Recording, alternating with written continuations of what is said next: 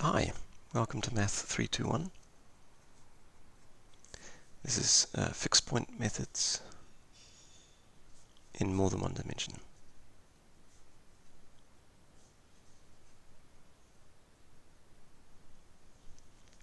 But before we get on to that, I'm going to talk about Taylor's theorem and Newton's method.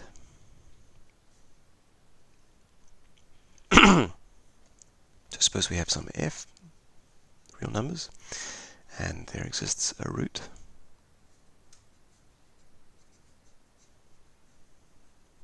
to find the iterates.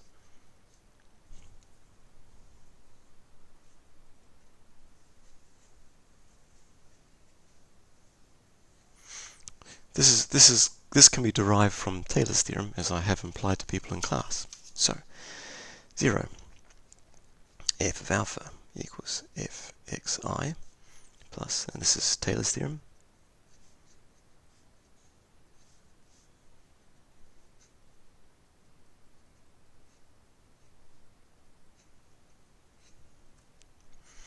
neglect the error term.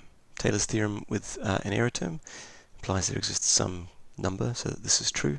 We'll just neglect it. If we do that, we get 0 equals fxi plus f dash xi, alpha minus xi.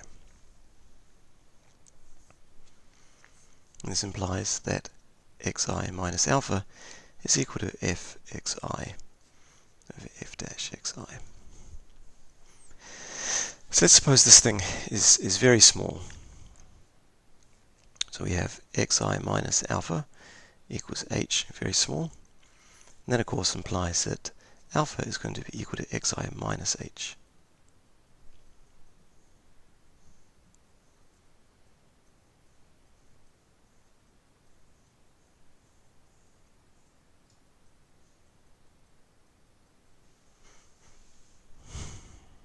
I've done this every time, haven't I?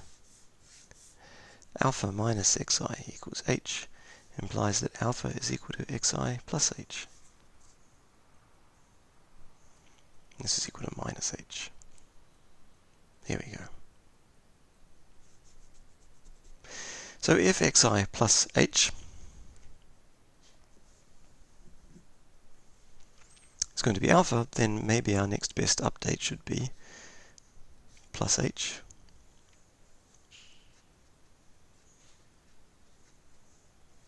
Hey presto, I finally got it out.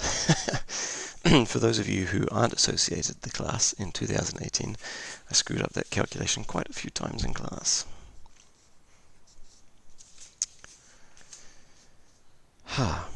Very good. You can generalize this, of course. So instead of taking the remainder term at the second derivative, you could take the remainder term at the third derivative.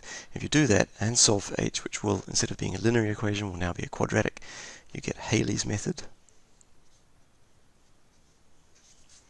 which is that xi equals xi plus 1 equals xi minus fxi divided by f dash xi, 1 minus fxi divided by f dash xi times f double dash xi over 2 lots of f dash xi inverse. And of course, if you take the remainder at f to the power of the third derivative of f, then you could expect that the method might have some relationship to, or the order of the method might have some relationship to how Newton's method was second order, and we took the remainder at the second derivative. And of course that's true. This is a third order method.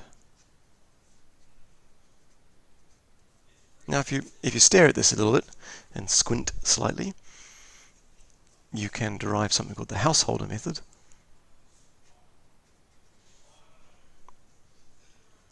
which is dth order. And this method looks like this. xi plus 1 equals xi plus d 1 over f, the d minus 1 derivative,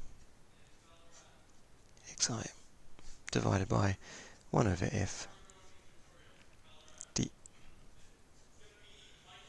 xi. Fixed point methods work wonders because they somehow give a flexibility, and of course these methods are all fixed point methods. They have that same kind of flexibility to them, which is it's very nice, to be honest. Right. Now, before I begin a discussion of multidimensional fixed point methods, I want to talk about multi-index notation. I'm only going to talk about one particular aspect of it, but there could be, depending on your field, there might be other aspects of it. It might be used in other ways. Multi-index notation is very, very useful. So, thinking of working in Rn, a multi-index is a tuple, alpha 1 up to alpha n. The alpha i's are inside the natural numbers. We say that the modulus is equal to the sum of the alpha i's. Each alpha I is 0 or positive. So this is a positive sum, so it's nice and well defined. And it's shorthand for delta of alpha I is equal to delta 1 alpha 1, del 2 alpha 2, all the way up to del n alpha n. And this is also shorthand for del x1, the power of alpha 1. So it's alpha 1 first derivatives, alpha 2 second derivatives, and so on. Alpha n derivatives. It's also worth noting for x inside Rn, x the alpha is x1 alpha 1, x2 alpha 2, x3 alpha 3, and so on. Good. It simplifies some of the notation, but don't worry, I'll emphasize it as we go through again.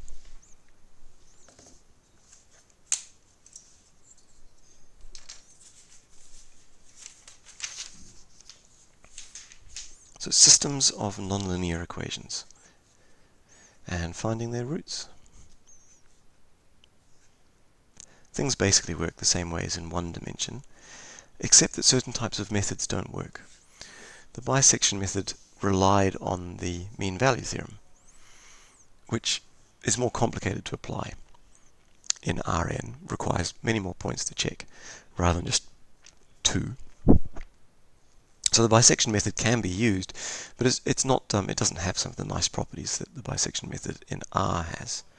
Fixed point methods work very well, and iterated fixed point methods can work very, very well. But the same kind of constraints in multidimensional systems exist as in one-dimensional systems. The translation of the proofs from one-dimensional systems to multidimensional systems is fairly straightforward, but rather than using absolute values, you need to use norms. So a fixed point system, if we give an f defined on some j in Rn, mapping to Rm. Now in general I'm going to take n to be equal to m, but it doesn't have to be the case. The problem is to find alpha in j so that f of alpha equals 0. And by that, of course, so alpha is going to be equal to alpha 1, alpha 2, not a multi-index in this particular point. I shall have to be careful with the notation, up to alpha n. And f of alpha is a vector f1 alpha, f2 alpha, all the way up to fm of alpha. It's possible to convert this problem into a fixed point. Root finding, or zeros, and convert it into a fixed point in just the same way. G from j into Rm, and you just need to pick a g so that g of x equal to x is equivalent to saying that f of x is equal to 0. In order for the proofs of convergence and estimates of error to go through, we need to talk about sizes of things in Rn. I want to define a norm on a vector space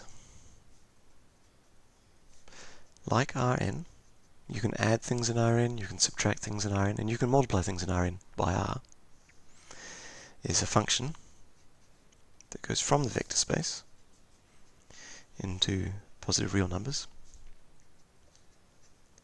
so that, let's include 0.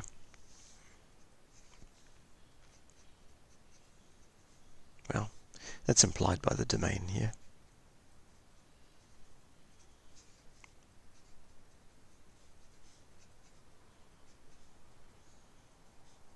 If the norm is 0, that implies that we're looking at the 0 vector.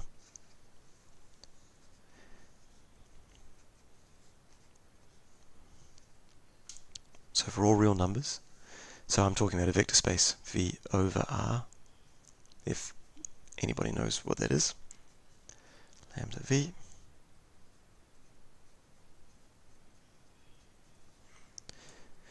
So we scale V, and our norm will scale appropriately. And last we want for all V, W inside V, V plus W is less than or equal to V plus W. Standard triangle notation. Standard triangle identity, I should say.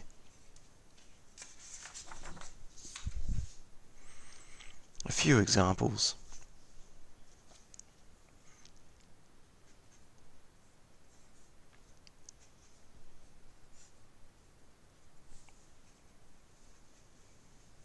So this is the Euclidean norm, the square root of the sum of v1 squared.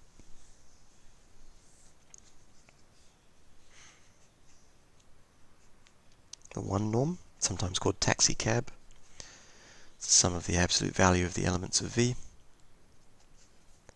The p norm, sum of the absolute value of the elements to the power of p, 1 over p.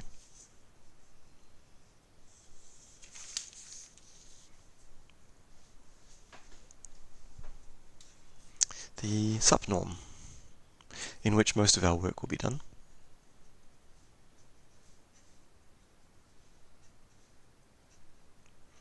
It's the largest value of any of the individual components of the vector.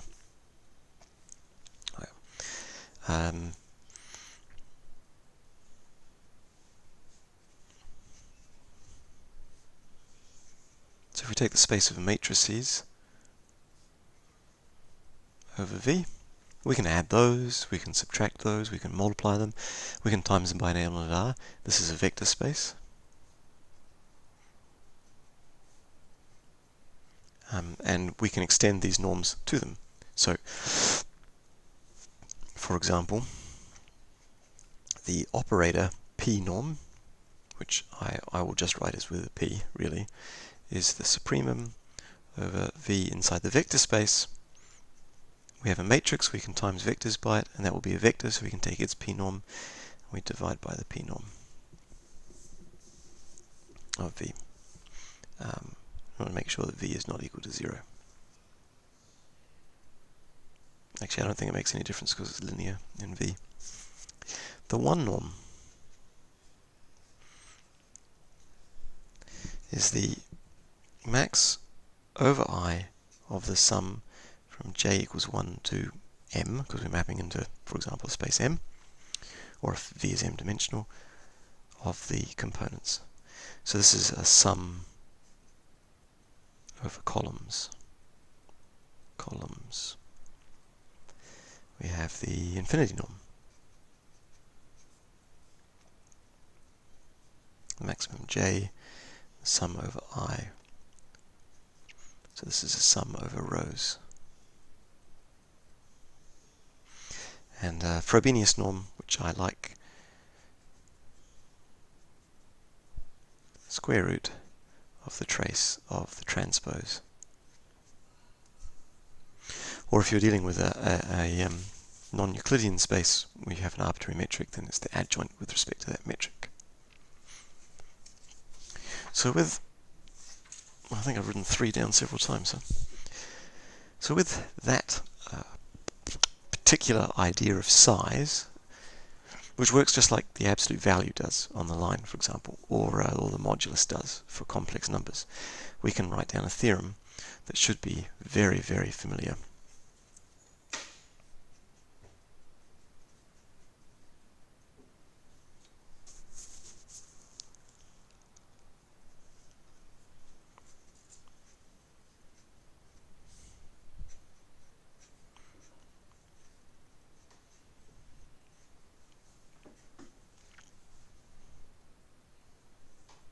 So G maps from Rn to Rn, and this is a vector, so we can take its norm.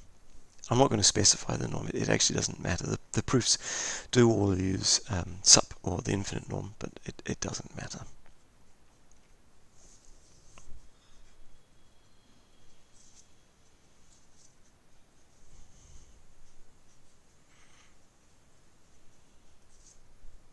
I pick some zero element, just as we did for the original, the theorem that looks just like this, but in one dimension.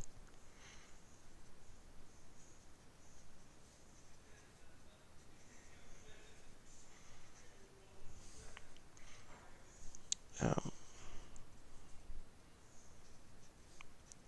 we need to ensure that our first estimate is close enough.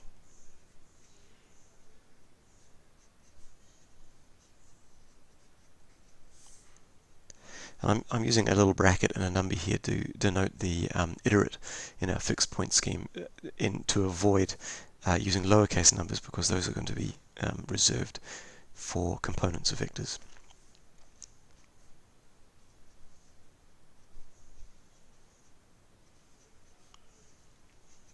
So all iterates are going to be close enough to x, which is exactly the same as we had in the one-dimensional case.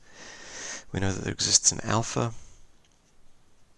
so that alpha is close to the initial root, and we know that the xv limit to alpha, and we know that it's a fixed point.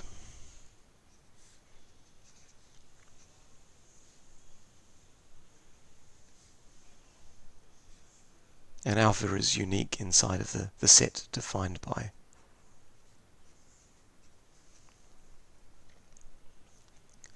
The proof.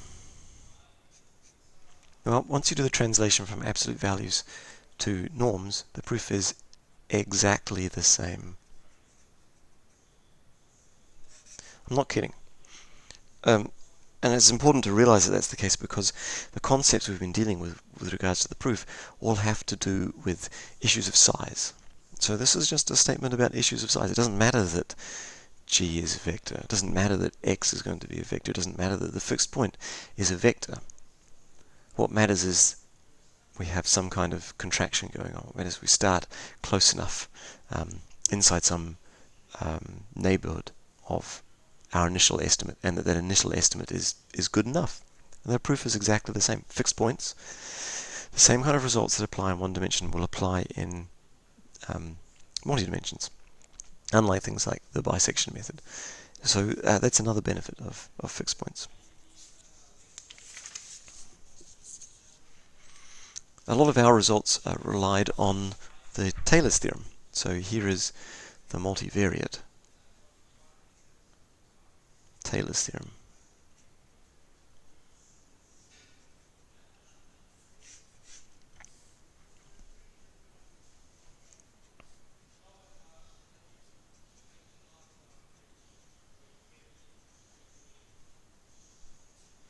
So let f be appropriate function, and I want it to be ck plus 1 on the set S.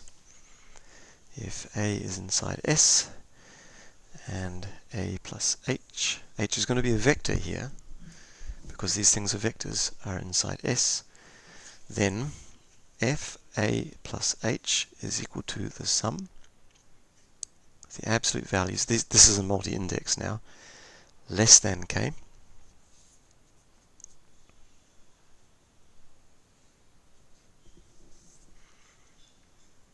And we're taking the multi-indexed derivative of f, evaluated at A, divided by alpha factorial, which I need to tell you what that is. H to alpha, H is a vector, plus an error term. The error term is given by sum alpha equal k plus 1. Kth order derivatives.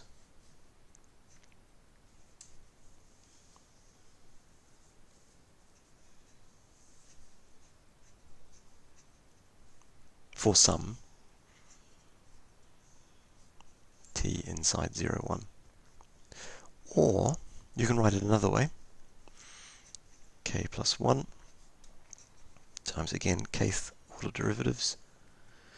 H alpha factorial 0 to 1. 1 minus t k alpha f alpha plus th dt.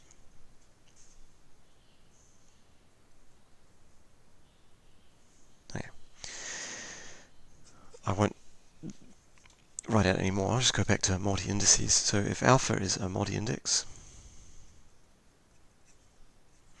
then alpha factorial is equal to the product of the factorials of the individual bits. Right.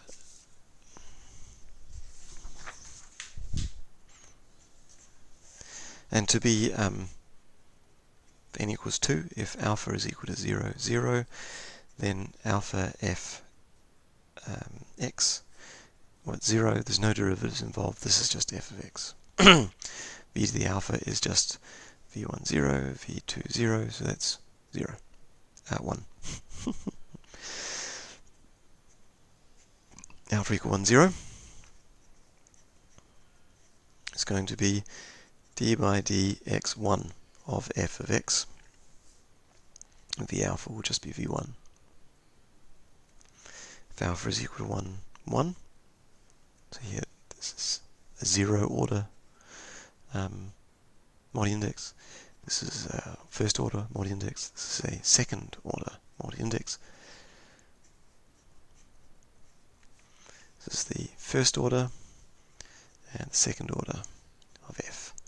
And v alpha is v1 times v2.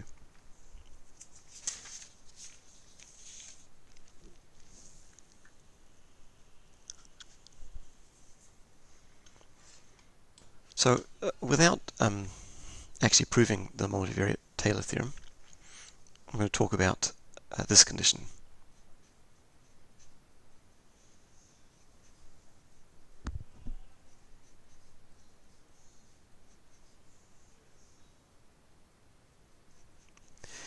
In the one-dimensional case, lambda, lambda was related to the derivative. So if the derivative of the function was changing a great deal, lambda reflected that information. And it's the same here. Right, now g of x is going to be g1 of x, g2 of x, and so on, up to gn of x. So let's just consider the difference between these things. Let's take gi x minus gi y. These things map into r, so this is just a real number. And we can write it out as sum j equals 1 to n of the partial derivative gi y plus t x minus y xj minus yj. In other words, for each element in the vectors x and y, we pick the line that goes between those vectors. So it's like we pick a one-dimensional subspace inside Rn, and then we know that the derivative. Then we know that that this will be equal to the derivative along that direction somewhere of this result along the line for some t.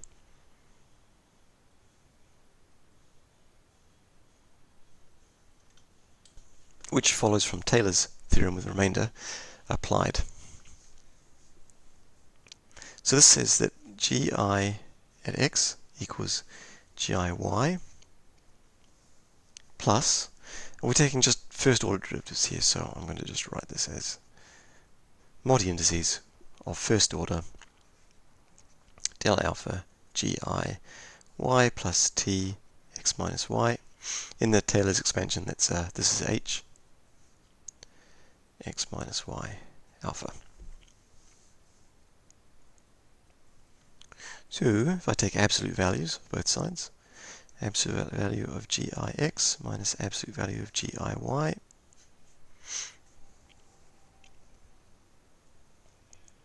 equals the absolute value of the sum, j equals 1 to n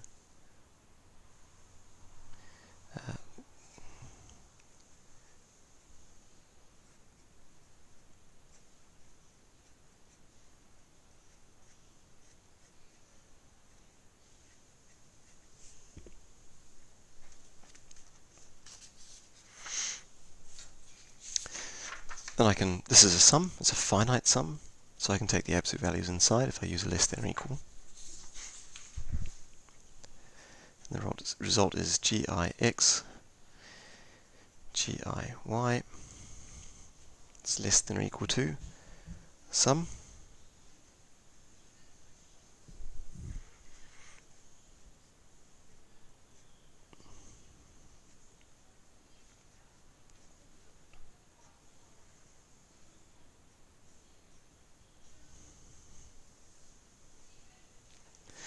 recall that the supremum norm is the maximum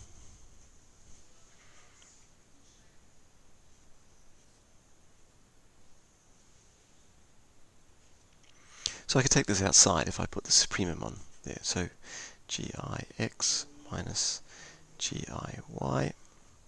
is less than or equal to the supremum of this distance difference times this thing here.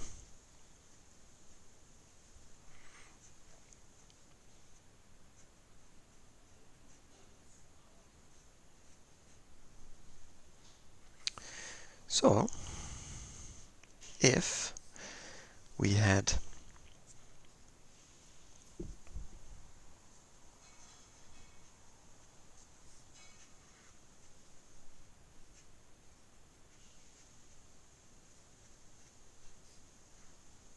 less than or equal to lambda, then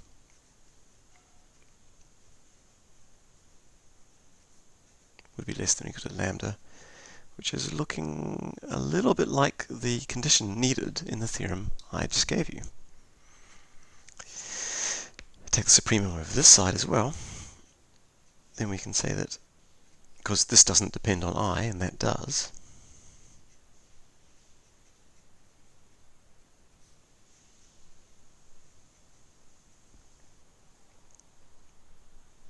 of course here I'm assuming that this holds for all I.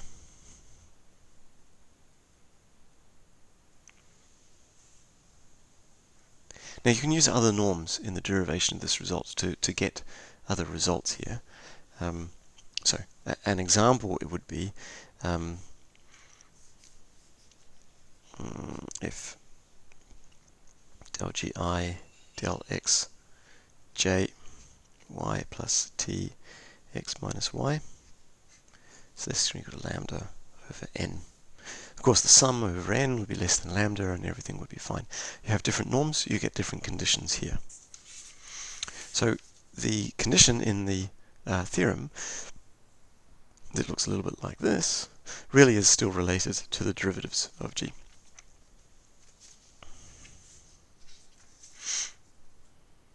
I think my numbering for my pages is all entirely screwed up at this point. That's all right. Oh.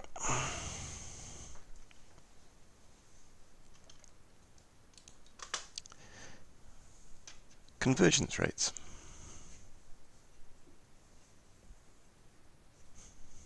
I'm not going to do the full derivation like I did in multi-dimensions. I'm going to refer to Taylor's theorem.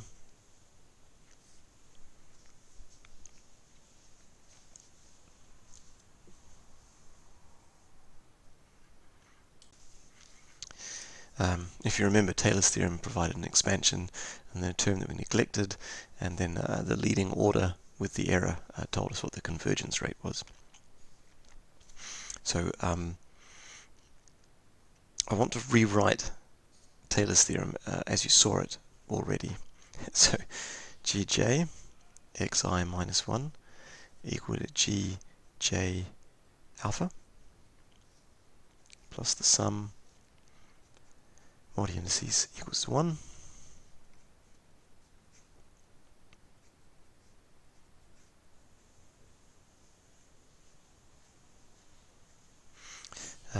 And h is equal to xi minus alpha. This is for sum t inside 0, 1, of course. So let xi equal alpha plus t xi minus 1 minus alpha. I said h is xi minus 1.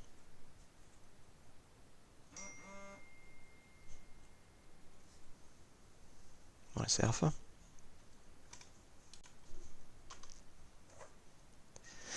I'm going to find a matrix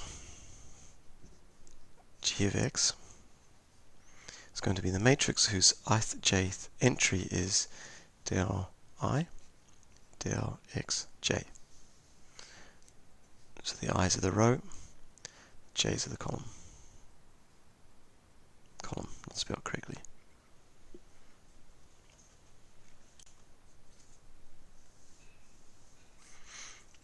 Gx is equal to, I'll just write a big matrix del g1, del x1, del g1, del x2, del g1, del xn, del gn, del x1, del gn, del xn. There's a way to collect all the information. Now, think about this term here.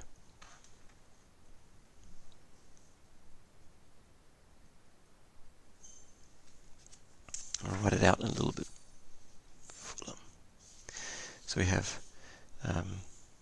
gj xi minus 1 equals gj alpha plus the sum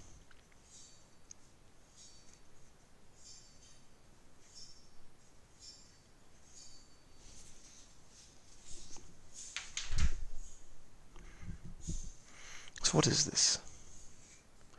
This is equal to del j del x1 evaluated at xi times h alpha, so that's x1 minus alpha 1 plus del gj del x2 xi x2 minus alpha 2 and so on. That looks a little like a dot product of a vector, which is gj del x1 gj del x2 del gn del xn dot, right, so that's h, x1 minus alpha 1, x2 minus alpha 2, xn minus alpha n. This idea extends a lot further. So if I wanted to collect the information about all j's together at the same time, I could write del g1 del x1 del g1 del x2 del g1 del xn del gn del x1 del gn del xn times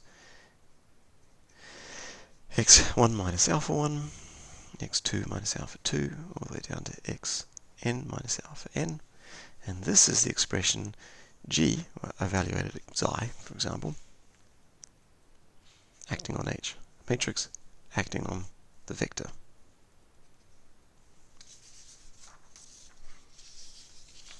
So, it's possible to rewrite that Taylor expansion before. So we had gj x minus 1 equals gj alpha plus the appropriate sum. We can now rewrite it as g xi minus 1 equals g alpha plus g I h where in this case we're dealing with real numbers and a sum. Now we're dealing with vectors and a matrix product. Of course, this is xi, that's a fixed point, minus alpha equals g xi. Well, what's h? H is xi minus 1 minus alpha. So this is the ith error is equal to this matrix times the I minus 1 error. Or another way to put it is the norm, the size of the ith vector, is going to be less than or equal to some appropriate norm on the matrix of first order partial derivatives times an appropriate norm on the ith minus 1 error. This is, of course, a first order method. So you can see that for fixed point methods, assuming this is not equal to 0, then everything works fine. Same as it was before. Right, and in the first order case, when the first derivative at the root was 0, we've got a second order method.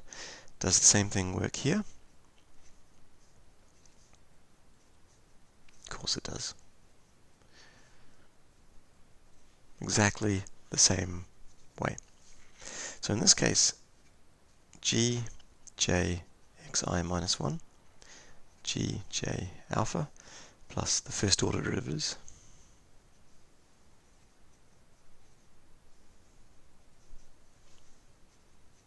plus the error term.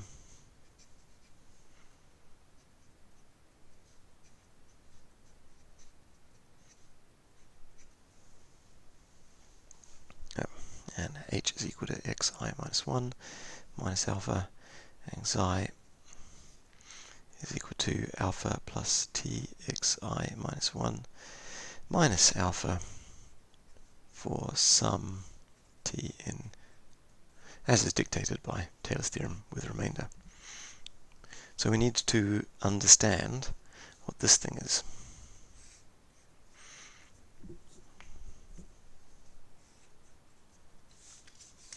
It'll give us some idea of what we're dealing with here. So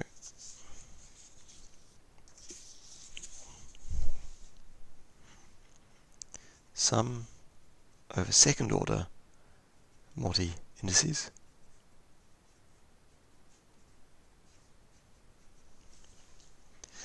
this is equal to squared del x1 squared gj xi x minus 1 alpha minus 1 squared plus x1 del x2 gj xi x1 minus alpha x2 minus alpha plus, and so on. This doesn't really look like matrix product anymore. You can make it into one. So for example, if we define gj at xi to be equal to gj del x1 squared del gj squared over del x1 del x2 j del x1 del xn del square gj del xn del x1 squared j del xn squared. So rather than changing the index on the component of the vector for our fixed point method, we're counting over the second order derivatives. So if you do this, then it's possible to show that this sum is equal to a certain vector product. We can think of H transpose times GJ H, and you can check this. Now I personally don't find this particularly a useful way to think about it. It's much better when tensor notation can be thrown at things, and then you can write all this out much more nicely. Tensor notation is a way to capture this kind of three-dimensional thing going on, where you've got second-order derivatives, so you've got 1, 2, 3 indices. Anyway, right. So if g at alpha is equal to 0, then what we have is gj x I minus 1 is equal to gj alpha plus this 1/2 h transpose gj xi h. Ultimately, this is of course just second derivatives.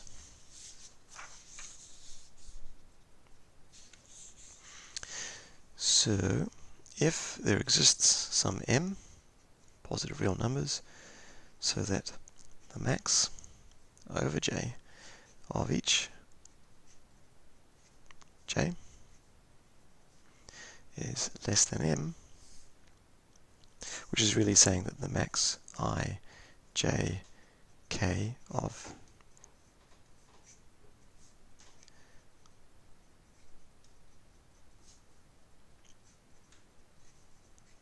that the appropriate second order derivatives of the appropriate component of our fixed point function are all bounded, then we can write down, just as before, g xi minus 1 minus g a alpha is less than or equal to m x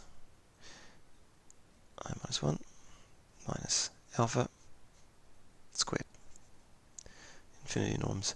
Why is there a squared there? Because when we wrote down the Taylor expansion, we have squares, power 2s. We're taking the supremum norm, so we're just taking the biggest one of those. Of course, this is equivalent to saying xi minus alpha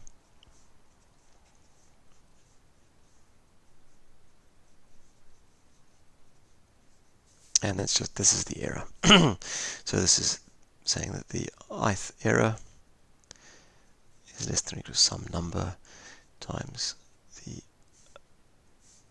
the previous error squared. Exactly the same as in the n-1 case.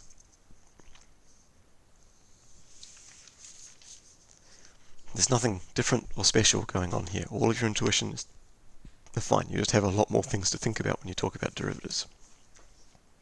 So, be careful. Be careful. But it's everything that you've learned so far still holds true, and this is why I have focused on it, the one-dimensional case, so much, because it transfers over.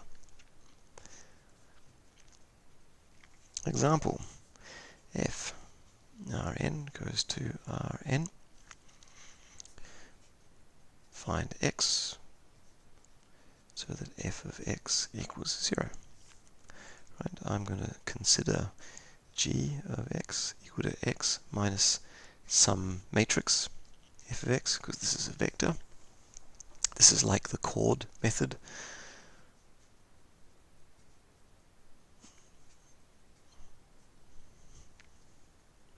I'm going to let j of x equal my appropriate partial derivatives.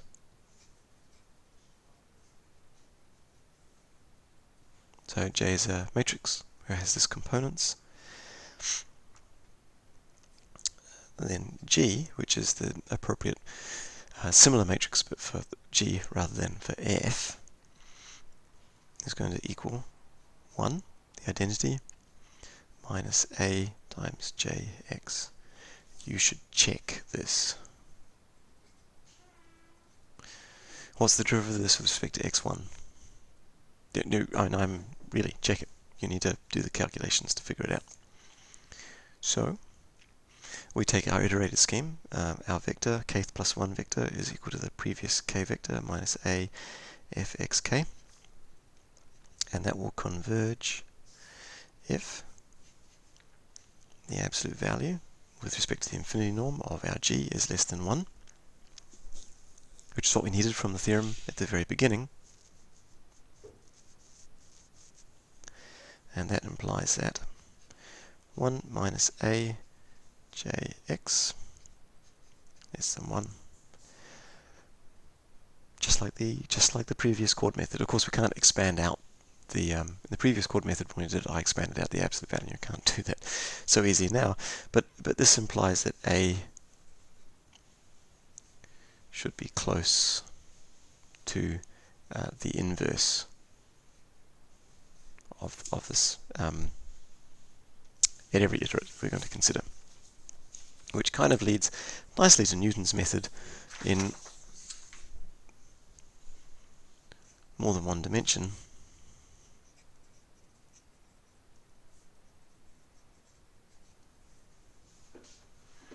And here the method is g of x equals x minus j inverse of x, f of x. Remember, this is the matrix of first derivatives of f with respect to all the various components. That's the inverse. Basically the same sort of thing as the as in the first one-dimensional case. The condition is that this thing can't be equal to 0. Of course, if the determinant is equal to 0, we can't invert it, so we need that to be true.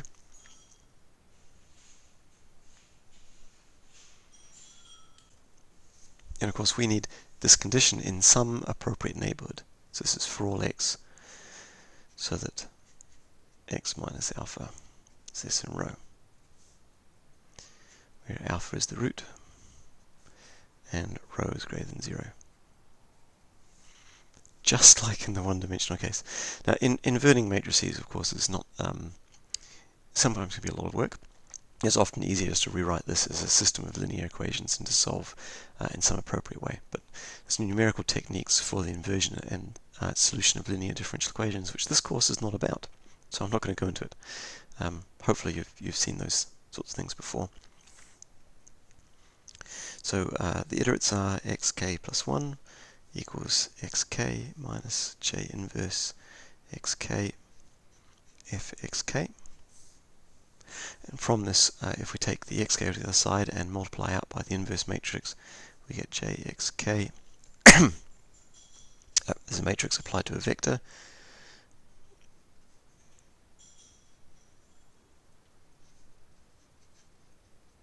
Which converts the inversion of j into a linear system. Of course, you need the determinant to be non-zero to be able to solve this appropriately in any case.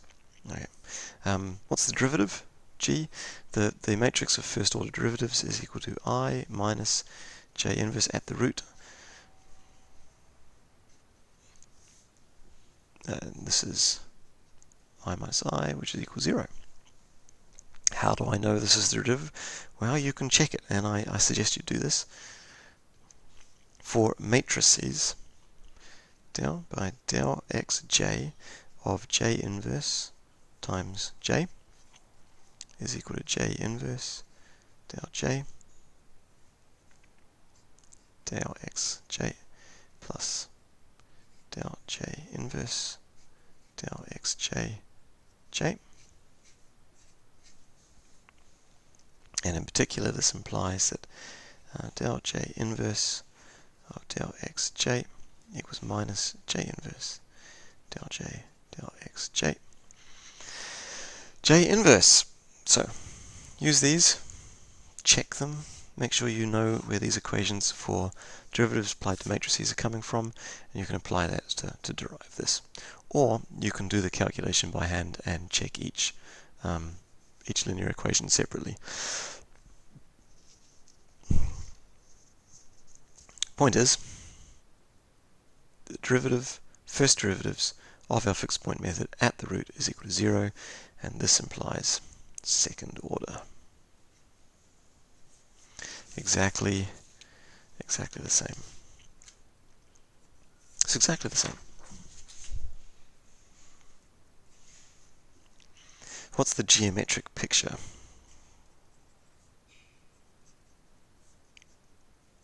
Well, it's hard to draw this in, n-dimensional space, so let's consider n equals 2.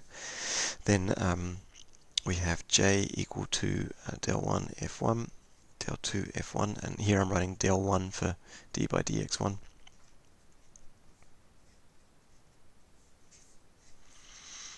F at value at some x is going to be f1 at x1, x2, f2, x1, x2. And our ith iterate, k plus 1 iterate, sorry, is equal to the kth iterate minus the inverse of the matrix first derivatives applied to the kth iterate times f of the kth iterate. We can write this out as x1 kth iterate, x2 of kth iterate is equal to x1 of kth iterate, x2 of kth iterate minus this system of partial differential equations. I'm going to leave off the point that we're evaluating everything at, but this is del f1 times f1 del 1 f2, sorry, del 2 f1 times f2, multiplying these two things out. Del 1 f2 f1 plus del 2 f2 f2. Or you can rewrite these. So I'm just going to write down, I'm not going to write down them all, but you can expand these out and you can get x, the first component of the kth plus 1 iterate minus the first component of the kth iterate times del 1 of fi, x1k, x2k,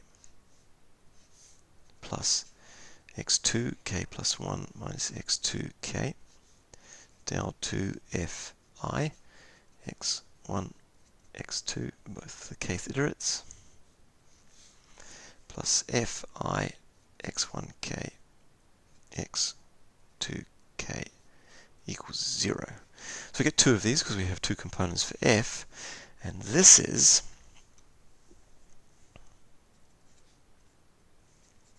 the equation for a plane in 3 dimensions.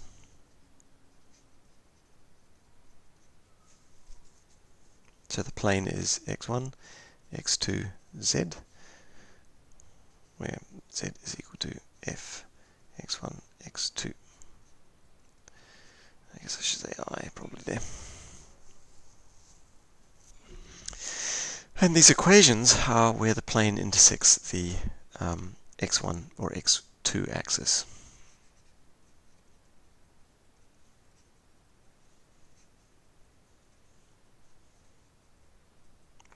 Just like the n-1 case.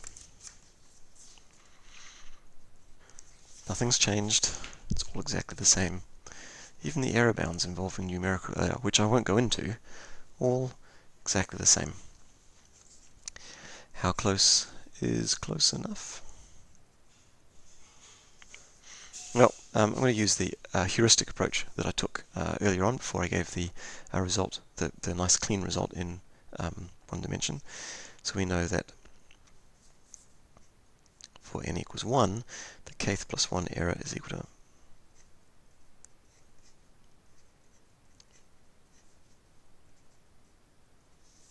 some thing in front where eta and zeta xi, eta and xi are evaluated in some appropriate interval between the bounds by the iterates. And we know that we will be close enough when this term is small enough. In other words, when this is small, or when that is small. Okay, so for n arbitrary, exactly the same thing works. So let x0 be the initial iterate,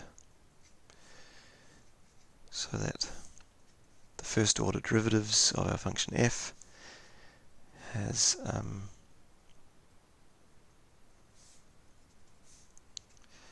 is invertible,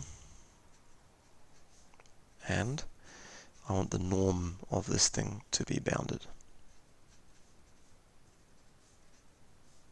for some a greater than 0. Let which of course is equal to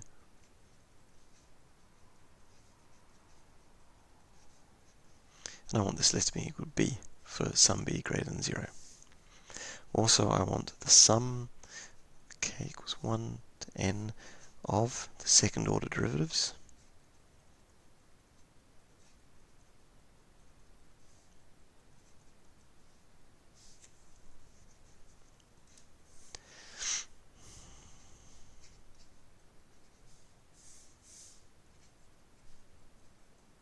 For sum z greater than 0. And I want this to be true for all x inside the set given by x minus x0 is less than 2b. Right, now if a, b, c such that a, b, c is less than or equal to a half, then 1.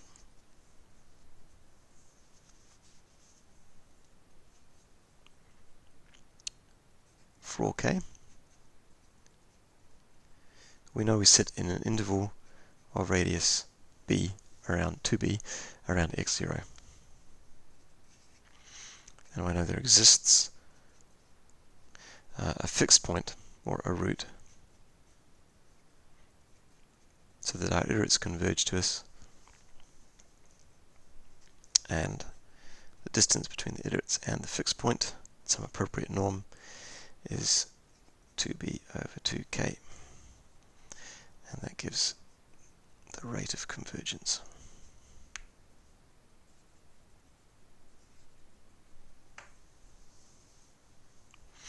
Now the proof of this result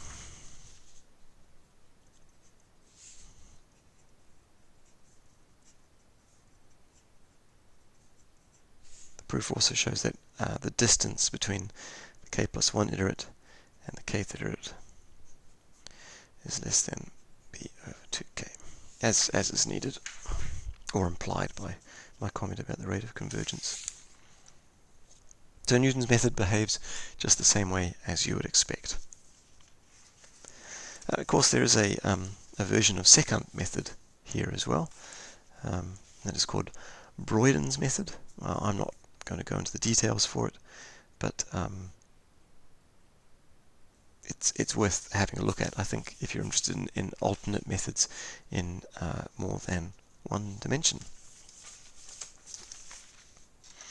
And that's it for fixed point methods.